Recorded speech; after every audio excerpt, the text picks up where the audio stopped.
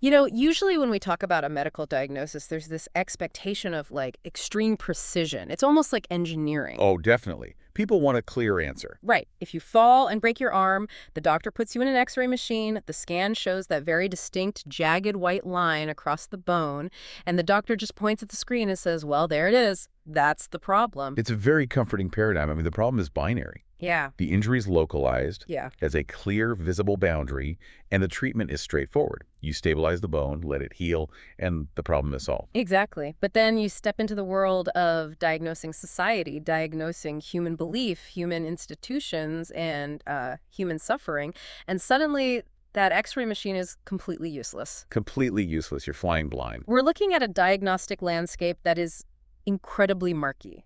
Because when you look at the towering institutions we build, you know, the economic systems, the laws, the religions, you aren't just looking at isolated broken bones. You are looking at symptoms of a much deeper, highly complex systemic condition. Which is the absolute definition of diagnostic muddy waters. And that is exactly where we are heading today. Welcome to today's deep dive. Today we are bringing you an exploration of religion, atheism, and the concept of human emancipation, specifically as they were analyzed by Karl Marx and Friedrich Engels. Yes, and we are pulling this directly from the Marx and Engels collected works, often referred to as the MECW. And our mission for you, the listener, is to really unpack how these two thinkers viewed religion. Because here's the fascinating thing. They didn't view it merely as a theological debate about whether a God exists or not. No, they weren't interested in just arguing scripture at all. Right. They viewed religion as, well, a fantastic reflection of human society. We want to understand their argument for how humanity ended up in this state, and more importantly, how they believed humanity could achieve true structural emancipation. And a quick caveat for you listening before we really get into it. We're dealing with foundational, highly charged political and economic theory today. Very charged. Exactly.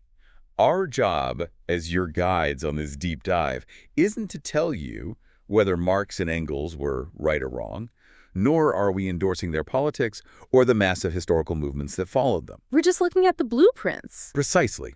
We are simply acting as analytical guides to deconstruct how they built this massive argument.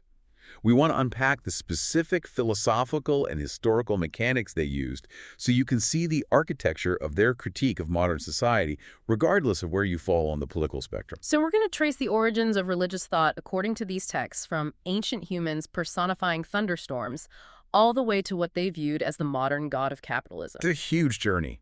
It really is. And we'll examine the paradox of why they argued that separating church and state isn't actually enough to achieve true freedom. We're going to contextualize one of the most famous and honestly misused quotes in history, the opium of the people. I'm really looking forward to that part. Me too. And finally, we'll look at their ultimate conclusion, which is how they believed humanity must physically change the material world rather than just philosophically debating about it. So let's start at the very beginning. Where does this framework say religion actually comes from in the first place? To find that, we have to turn to volume 25 of the collected works, specifically to Engels.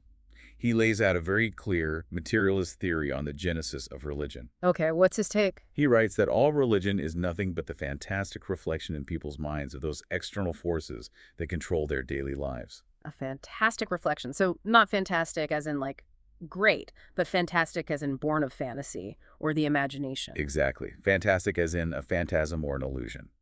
In this reflection, real terrestrial forces, earthly things, assume the form of supernatural forces. Okay, I think I'm tracking. Engels argues that in the very beginnings of human history, it was the raw, terrifying forces of nature that were first reflected this way. I mean, think about early humans trying to survive. To primitive man, the forces of nature were completely alien, mysterious, and infinitely superior. Well, sure, they didn't have meteorology. Right. A sudden flood, a devastating drought, a lightning strike, the harsh shift of the seasons, these elements literally dictated whether your community lived or died, and you had zero control over them. So out of this utter vulnerability, there's this profound psychological need to make sense of a terrifying universe. It's like an ancient coping mechanism. That's a great way to put it. You know, you can't reason with a flood, right? But if the flood is actually a river god who is angry because you didn't offer a sacrifice, well, now you have a negotiating tactic. Yes. That urge to assimilate what they couldn't control by means of personification is the engine of early religion. They took these blind, indifferent natural forces and gave them human-like qualities, motives, and faces. Makes them manageable. Exactly. As Engels points out, comparative mythology traces this early process back to the Indian Vedas and demonstrates how it evolved among the Persians, Greeks, Romans, and Germans.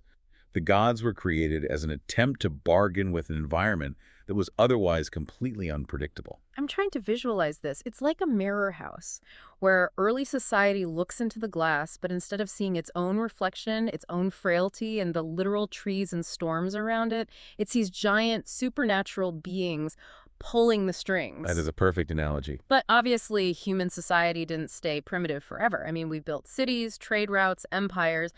Does the mirror change when the society changes? It has to, because the external forces controlling people's daily lives change.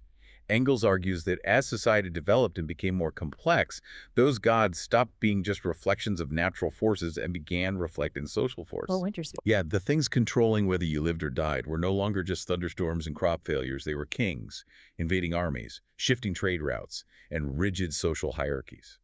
So the gods morphed to reflect this new reality. They became social administrators. So the gods essentially get a promotion. They go from managing the weather to managing human empires. Yes, and the texts track this historical evolution beautifully. For example, the gods of antiquity were primarily national gods, tied directly to a specific people and their specific geographic territory. Right, like the gods of a specific city-state. Exactly. If you conquered a neighboring tribe, your gods conquered their gods. Hmm. But then you have the rise of the Roman Empire, which conquered all these different nations and brought about the downfall of the old nationalities. Okay, so the local gods suddenly aren't so powerful anymore. Right. Suddenly, the old national gods lost their relevance because the social reality had fundamentally changed. You were no longer just a member of a local sovereign tribe. You were a subjugated citizen of a massive, alienating world empire. And so the reflection in the mirror has to reflect a world empire. You can't just have a god of the local river anymore if the Roman legions now own the river. Exactly. The Roman Empire required a world religion to complement it. And according to the texts, Christianity quietly came into being out of a mixture of generalized Oriental, particularly Jewish theology, and vulgarized Greek philosophy. It adapted to the scale of the empire. It eventually became the state religion because it perfectly corresponded to the social and economic conditions of that specific time, an era of massive inequality, subjugation, and the need for a universalizing narrative. Before we jump all the way to modern capitalism, I want to bring up this incredible illustrative example from Volume 2 of the Sources because it so perfectly highlights this idea of the environment dictating the belief system. Oh, the piece by Engels. Yeah, Engels draws this vivid contrast between ancient Greek religion and North German Christianity in a piece called Landscapes. It's a fantastic piece.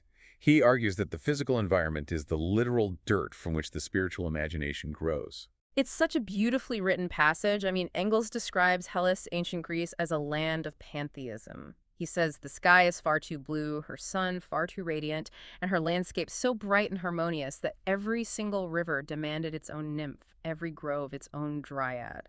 The environment was literally teeming with life. Right. The material environment was so vibrant and alive that it birthed a pluralistic, joyous, nature-based religion. But then he contrasts that with the North German heath, where he describes a land with nothing but dry stalks and modest heather, a cursed earth lying in sackcloth and ashes. Sackcloth and ashes. He argues that this bleak, stormy, depressing landscape produced a completely different spiritual imagination. It couldn't possibly produce the joyous nymphs of Greece. It produced a somber, punishing, inward-looking religion. It's such a striking way to illustrate their core point, which is that material reality shapes consciousness. You don't get the gods without the specific ecosystem they sprang from. It totally grounds their philosophical point in the literal earth. It does. But Engels traces this evolution even further. He argues that this religious evolution doesn't stop with the Middle Ages. The Christian principle of subjectivity ultimately culminates in the capitalist era. Wait, hold on. You just connected the Christian principle of subjectivity directly to capitalism. Walk me through that mechanism. How does an ancient religious idea literally translate into 19th century economics? That feels like a massive philosophical leap. It is a leap, but it's central to their theory of alienation. In the religious framework, particularly in the Christian principle of subjectivity as Marx and Engels critique it, man externalizes his own best qualities. Like what kind of qualities? Love, justice, power, creation. He takes these human qualities and projects them onto an external God. So the more powerful and all-knowing God becomes in the human mind, the more sinful, weak, and powerless the human being becomes in comparison. Man is governed by the product of his own brain. Ah, okay. So humans invent the concept of this perfect deity, but then totally forget they invented it and bow down to it, feeling inferior to their own creation. Yes. Now map that exact same mechanical process onto capitalist economics. Yeah, okay. The worker puts their literal life energy, their time, and their physical labor into creating a product capital. Yeah. But once that capital is created, it is taken from them. Right, it goes to the owner. It becomes the property of the capitalist, and it is used to build a system of market forces, factories, and economic laws that then turn around and dominate the worker. Sure. In capitalist production, man is governed by the products of his own hands. Wow. The very thing you built is now the thing stepping on your neck. It's so vivid. Just as in religion, man puts everything into God and retains nothing for himself. In this economic system, the more the worker produces, the poorer their own inner world becomes. Exactly. The product of their labor stands opposed to them as an alien object. You're touching on the absolute essence of Marx's early writings on alienated labor. Humanity is trapped in a cycle of creating powers, whether theological or economic, that then turn around and subjugate their creators. So, if religion is a reflection of the society and the environment, and specifically a reflection of this profound alienation, what happens when society attempts to modernize? What do you mean? Well, what happens when a society overthrows its king, declares itself a democracy, and grants political freedom? Does the illusion just vanish? You would naturally assume so, right? If you fix a society and create a democracy, the reflection in the mirror should be fixed too. But that leads us directly to Marx's essay on the Jewish question, found in Volume 3. This deals with the limits of political emancipation. Yes. And his argument is that just declaring political freedom doesn't actually solve the underlying problem. Let's really break down this essay because it challenges the way we are taught to view modern history. What exactly is the difference between political emancipation and human emancipation in this framework? So political emancipation is the great achievement of the bourgeois revolutions, like the French Revolution or the American Revolution. It is the state emancipating itself from religion. Yeah. The modern democratic state says, look, we have no official state religion. We mandate the separation of church and state. Religion is now a private matter. Right. And according to the liberal thinkers of Marx's day, and according to most of us today, this is the ultimate goal. The separation of church and state is the gold standard of a free society. But Marx is arguing this is just a half measure. He goes much further than calling it a half measure. He argues it is a profound contradiction. Really? How so? Well, he was quoting another philosopher, Bruno Bauer. Bauer argued that if you want true freedom, the state must be totally secular, and individuals must renounce their religious particularity in the public sphere. Makes sense on the surface. But Marx points out a massive flaw in this logic. He says when the state declares religion a private matter, it doesn't free the human being from religion. It merely gives them freedom of religion. I see. It's like putting a bandage on a broken arm. You've hidden the injury from public view. You can't see the jagged bone sticking out anymore. But the bone is still fundamentally fractured underneath. That's a fantastic way to visualize it. Marx argues that political emancipation actually splits the human being into two distinct halves. Two halves. Yes. On one side, you have the abstract public citizen, what he calls the citoyen. In the realm of the state, everyone is supposedly equal. The law doesn't care if you are rich or poor, what your religion is, or who your parents were. In this political heaven, everyone is an equal sovereign. Okay, that's the ideal of democracy. But what's the other half? The other half is the private, egoistic individual, the bourgeois living in civil society.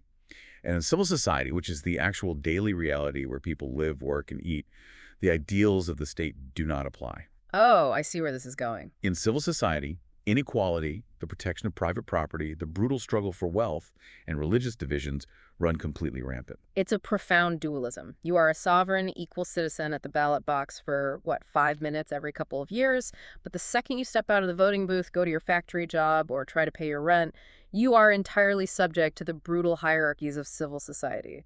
Exactly. Marx writes that political democracy is Christian in its nature, because in it, man ranks as a sovereign highest being. But it is man in his uncivilized, unsocial form, man who has been corrupted and alienated by the whole organization of society. It's an imaginary sovereignty. Yes. Marx draws a fascinating parallel here, actually. He compares the democratic state to Christ. Wait, the democratic state to Christ? Yeah, just as the religious person transfers the burden of their own divinity and goodness to Christ, the modern citizen transfers all their ideal social equality to the state. They put all the goodness into the state apparatus, leaving their actual daily material life a miserable competitive free-for-all. So the state is basically hoarding all the equality and freedom in this abstract, airy realm, while civil society down on Earth is just a war of all against all. And to prove this point, Marx uses the United States as his prime example, doesn't he? He does, drawing heavily on observers like Alexis de Tocqueville and Gustave de Beaumont. In the 1840s, North America represented the pinnacle of perfect political emancipation. Right, because there was no state religion. Exactly. The Constitution explicitly forbade it. Yet, Marx notes, the U.S. was preeminently a country of vigorous, fragmented, and intense religiosity. Wait, I have to push back here for a second. Isn't it possible that the fragmented religiosity in 1840s America was just a sign of healthy cultural diversity, rather than a symptom of a defective capitalist society? Like, why do Marx and Engels view this explosion of religious sects as a negative coping mechanism, rather than just people enjoying their freedom of expression? That is a crucial question, and it's exactly what people asked then. For Bauer, and for many modern liberal thinkers, that diversity is the victory. But Marx was looking at it diagnostically. For the X-ray machine. Right. If political emancipation, the secular state, was the actual cure for the need for religion, as Bauer thought, then religion should have withered away in America. But it thrived. It really did. For Marx, this proves that a perfect political state doesn't cure the defect of religion, because the defect isn't caused by the state. The defect stems from the secular, material limitations of civil society itself. Ah, so the root cause is untouched. Yes. The religious illusion thrives because the daily lives of the people are still fractured, alienated, and dominated by private property and egoism. So the proliferation of sects isn't a sign of human flourishing, it's a sign of profound isolation. People are retreating into these private sectarian communities because the broader public sphere offers them no real material security or genuine community. Exactly. Political emancipation frees the state, but it doesn't free the human being. It just unleashes the egoistic spirit of civil society. It just changes the rules of the game. It gives you the freedom to own property without state interference, the freedom to engage in cutthroat business, and the freedom to retreat into your own private religious sect. It's the ultimate separation of man from man. So if creating a secular democracy doesn't actually free people, and in fact just isolates them in this brutal, competitive civil society, how do people survive that daily psychological grind? What's their coping mechanism? Because living in a society where your only value is your ability to sell your labor is devastating. Which brings us to perhaps one of the most widely quoted and frankly most frequently decontextualized statements in the history of philosophy. The opium of the people. Yes. Let's look at the full quote from Marx's introduction to his critique of Hegel's philosophy of right, because context is everything. He writes, "Religious distress is at the same time the expression of real distress and also the protest against real distress. Religion is the sigh of the oppressed creature, the heart of a heartless world, just as it is the spirit of spiritless conditions. It is the opium of the people." When you hear the entire passage, the tone shifts completely. I mean, usually when people drop the opium of the people line, they're using it as a sneer. Always. They mean it as an insult, implying, oh, those foolish, uneducated masses, they're just drugged out of their minds on a fake sky daddy so they don't realize they were being exploited. It's used to sound intellectually superior. But if you read the source material carefully, that is not at all what Marx is doing. There is a profound, almost tragic empathy in this statement. You can really hear the poetry in it. You have to look at the dual nature of what he says religion is. First, it is an expression of real distress. It is a symptom that something is terribly structurally wrong in the material world. Second, it is a protest against that distress. A protest? Yes, it is a cry that the world should not be this way, that there should be justice and love and a heart in a heartless world. It's not that people are foolish for believing, it's that they are in pain. It's like a doctor getting furious at a patient for taking painkillers for a chronic, agonizing bone disease, instead of trying to figure out how to cure the disease itself. Exactly. The critique isn't actually about the opium. The critique is about the veil of tears that makes the opium absolutely necessary for survival. That is the perfect analogy. To abolish religion as the illusory happiness of the people is to demand their real happiness. You cannot just demand that someone give up their painkillers if you aren't going to fix their broken leg. The demand to give up illusions about their condition is the demand to give up a condition that requires illusions. And what exactly is that condition? If the broken leg is the metaphor, what is the actual socioeconomic fracture causing the pain that requires this opium? According to the texts, the pain is caused by total alienation under capitalism. The sources speak about how money has become the jealous god of the market, degrading all other gods and turning all human values into commodities. Everything has a price tag. Money robs the whole world of its specific inherent value. It becomes the estranged essence of a person's work and existence. We see this so clearly in the text where Engels critiques Thomas Carlyle's writings. Engels points out that the old religious heaven has been abandoned as doubtful by the educated classes and the old hell as absurd. But we haven't gotten rid of hell. No, we definitely haven't. We've just replaced it with a new secular hell. Yeah. And that hell is the modern consciousness of not making money. Yes, he refers to it as the mammon gospel. The mammon gospel. Engels highlights the sheer hypocrisy of bourgeois society. It professes to be a society based on mutual helpfulness, liberty, and progress. But in reality, under the cloak of what it calls fair competition, it practices total isolation and mutual hostility. It's brutal. The rich mill owner says, "Didn't I hire them fairly in the open market? Didn't I pay them what we agreed upon? What more do I have to do with them?" It reduces all human relationships to cash payment. It's an environment that systematically strips away human connection, empathy, and dignity, leaving you with nothing but your ability to sell your labor as a commodity on the open market. No wonder you need a heart in a heartless world. Exactly. If your entire waking life is defined by being a replaceable cog in a machine that profits off your exhaustion, you are going to need a space, even if it's an imagined spiritual space where you have inherent worth, where justice eventually prevails, and where the suffering has some kind of ultimate meaning. Religion provides that space. It provides the halo for a veil of tears. The halo for veil of tears. But, and this is the vital pivot for Marx and Engels, while they understand deeply why the opium is used, they do not believe humanity should stay sedated. Right. They aren't advocating for just coping. The goal of philosophy shouldn't just be to point out that the halo is an illusion. The goal must be to pluck the imaginary flowers from the chain, not so that man will wear the unadorned, bleak chain, but so that he will shake off the chain entirely and pluck the living flower. Man needs to revolve around himself, not around an illusory sun. But this raises a huge practical question. Okay, what is it? If the religious illusion is a symptom of material suffering and economic alienation, then simply arguing about theology or writing essays or declaring yourself a proud atheist isn't going to fix the problem. You can't debate the painkiller away. You really can't. How then do the sources propose we actually cure the disease? This is where Marx and Engels fiercely separate themselves from the other radical philosophers of their time, particularly the young Hegelians like Bruno Bauer and Ludwig Feuerbach. Those philosophers were idealists. They believed that the primary battlefield was entirely within the realm of ideas and consciousness. They thought that if you just criticized religion enough, if you just proved logically that God was a human invention, the chains would fall off people's minds, and humanity would instantly be free. It's the idea that you can debate your way to structural freedom, like trying to get rid of a shadow by yelling at it, instead of just walking over and turning off the light source that's casting it. Exactly. Marx and Engels called this fighting phrases with phrases. They argued that you cannot reform consciousness through dogmas. You must change the physical, secular reality that necessitates the illusion. Right. For example, the texts heavily critique Feuerbach. Feuerbach brilliantly realized that the Christian God was just a fantastic reflection of human qualities. But his solution, he wanted to take human relationships like friendship, compassion, and specifically sex love, and elevate them into a new religion. Wait, what? He wanted to make a religion out of sex love. I'm sorry, I'm trying to follow the logic there. He did. Feuerbach argued that the relationship between I and thou is the true essence of religion. He wanted to strip away the supernatural elements of Christianity, but keep the emotional veneration, applying it to human affection. That is wild. Engels absolutely skewers this in volume 26. He calls it an etymological trick.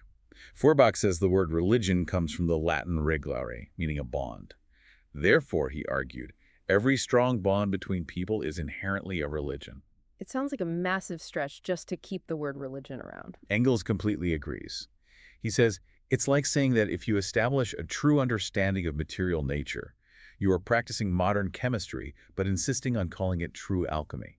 You don't need to brand human connection with a religious stamp to give it value. It's just rebranding the opium. It doesn't change the material conditions of the workers in the factories. It just changes the theological wallpaper in their minds. Rebranding the opium, I like that. I mean, a worker starving in a Manchester slum isn't helped by being told that his friendship with his neighbor is now his new religion. Exactly. The materialist perspective of Marx and Engels insists that ideas do not drive history. Material conditions drive history. And on the flip side of that, Marx and Engels are equally critical of the idea of state-mandated atheism or using force against religion. Oh, really? Yes. In Volume 24, there's a record of an interview with Marx where he is asked about this directly. He explicitly states that violent measures against religion are nonsense. Which makes total sense based on the painkiller analogy. Banning painkillers doesn't fix a broken leg, it just makes the patient suffer more. Exactly. So they aren't advocating for banning churches or making belief illegal. That would just be another form of political top-down enforcement that misses the root cause. You have to change the physical room to get rid of the shadow. So what does that actually look like in practice, according to the sources? To see what they called revolutionizing practice looks like, we can look at the historical example of the Paris Commune of 1871, which Marx analyzes extensively in Volume 22. Right, the Paris Commune. The Paris Commune was a brief period when the working class actually took political power in Paris. And when they didn't waste time debating theology or passing laws outlawing belief in God. Instead, they attacked the material power of the church. Walk me through that. What specific actions did they take? They physically dismantled the institutional power. They decreed the separation of church and state, but they went much further than bourgeois democracy had. First, they disendowed the churches as proprietary bodies. Disendowed them? Yes. This meant they took away the immense wealth, the real estate, and the capital that the church hoarded as a political institution. They declared that priests should be sent back to the recesses of private life to feed upon the alms of the faithful, just like the original apostles did. So they stripped the institution of its status as an economic landlord and political power broker. Yes, and crucially, they opened all educational institutions to the people for free, completely cleared of all interference from both church and state. Oh, actually. They made science and learning accessible to the working class without it being filtered through a theological or bourgeois state lens. They pulled the material rug out from under the institution. They didn't ban faith. They removed the economic and political power of the religious apparatus, and they instituted free, secular education. They started changing the material conditions of daily life. That is the core of their thesis. True human emancipation requires abolishing the material conditions of exploitation. The modern bourgeois state, even a democratic republic, is still a machine for the oppression of one class by another. You can't just vote away the exploitation. Right. You cannot achieve human emancipation just by granting voting rights while leaving the capitalist economic structure intact. You have to dissolve the capitalist mode of production, end the alienation of labor, and create a society where human beings are no longer subject to the blind, hostile forces of the market. And what happens to religion then? Only then, when the daily life of humanity is rational, transparent, and cooperative, will the need for a fantastic reflection in the clouds wither away organically. It's the ultimate shift from interpretation to action. Philosophers have hitherto only interpreted the world in various ways. The point is to change it. And that requires stepping out of the realm of abstract ideas, theological debates, and idealist philosophy, and stepping into the messy, physical reality of economics, class struggle, and political power. Okay, we have covered a massive amount of philosophical ground today. Let's trace the arc of this journey for you listening. We started by looking at how early humanity, terrified of nature, created gods as a coping mechanism, a fantastic reflection of external forces they couldn't control. And we saw how those gods evolved to reflect social and economic powers as society modernized, culminating in the capitalist era where man is ruled by the capital he creates. We then explored the profound illusion of political freedom, the idea that simply separating church and state in a democracy solves the problem.